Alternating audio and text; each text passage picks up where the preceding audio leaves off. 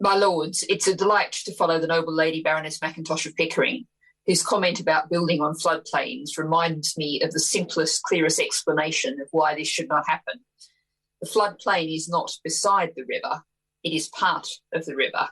And I also greatly appreciated her focus on sustainable urban drainage schemes.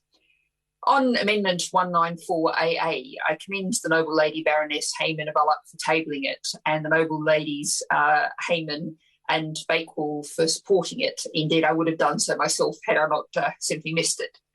What we're talking about here really is joined up government, two critical issues coming together, issues that have huge impact both on people, on businesses, and on the natural world, the environment and flooding. And we know that the government talks about joined up government thinking, talks about nature-based solutions. It really is a great pity that we haven't, up until this point, seen this added into the bill. And in this context, I think we've got to note that the Committee on Climate Change last month, the Committee on Climate Change released its new 5-yearly independent assessment of climate risk, which showed that of 61 risks and opportunities, more action is needed now in 34 of them. One of which is with regard to flooding. We need not just talk from the government, but action. Now, the National Flood and Coastal Erosion Risk Management Strategy for England, published last year, shows that 5.2 million homes and businesses are at risk.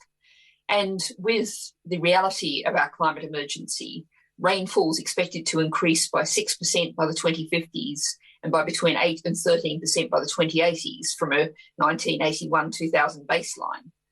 Now, these are great risks and these are long-term issues that we absolutely have to address now.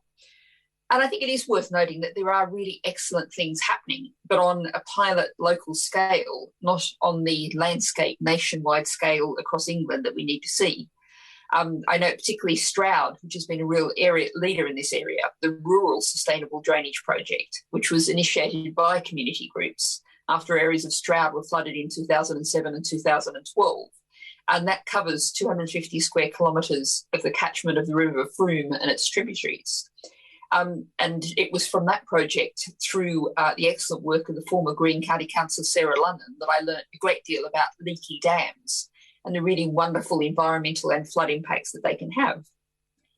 And at the other end of the country, the Committee on Climate Change highlights the Stockdale Wath Natural Flood Protection Management Group, which again followed flooding affecting the Roebeck and the River Ive catchments near Carlisle. And what we're seeing there is very joined up thinking of measures that are good for the environment, good for agricultural productivity, and reduce flood risks. And so again, we're talking about leaky dams, we're talking about hedgerow restoration, we're talking about the fencing off of watercourses. Another very different project, also highlighted by the CCC, is in Medbury in West Sussex. What we've got is new flood banks on a coastal area that protect the community, but also create 300 hectares of wildlife habitat, which is of principal importance under the UK Biodiversity Action Plan. That's mudflats, reed beds, saline lagoons and grasslands. This is really crucial to meet European directive targets. And finally, when I'm talking about positive things, because I do like to focus on the positives, at least some of the time, I can't conclude this contribution without mentioning the growing understanding of the positive impacts of beavers.